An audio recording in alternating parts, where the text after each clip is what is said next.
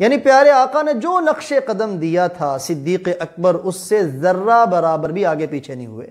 چنانچہ علی کو متولی بنایا، یہ آمدن علی کے پاس آتی تھی، اور سیدنا علی رضی اللہ تعالی عنہ پھر آپ کے خاندان والوں میں اسے تقسیم کرتے تھے۔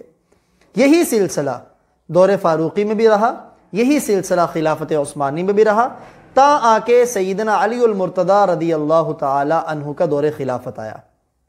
اب بڑی نقطے کی بات ہے، اب دیکھتے ہیں سیدنا علی رضی اللہ تعالی عنہ کیا روش اختیار کرتے ہیں۔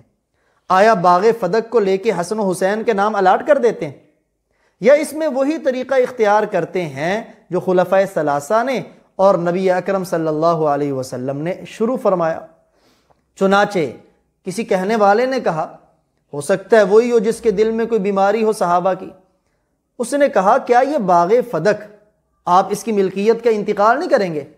تو سیدنا علی رضی اللہ تعالیٰ عنہ فرمایا، لأستحیی، مجھے اس بات سے شرم آتی ہے کہ جو روش اور طریقہ ابو بکر و عمر نے اختیار کیا ہو علی اس طریقے کو بدل دے، علی کو یہ برداشت نہیں۔ تو سیدنا علی، اگر یہ اعتراض صدیق اکبر پہ کیا جا سکتا ہے نا، تو یہی اعتراض سیدنا علی المرتضی پہ بھی ہوگا کہ انہوں نے باغ فدق کی جائیداد کا انتقال کیوں نہیں کروایا۔ انہوں نے پہلوں کے طریقے کو صحیح سمجھا، اس لیے انہوں نے بھی اسی طریقے کو جاری رکھا۔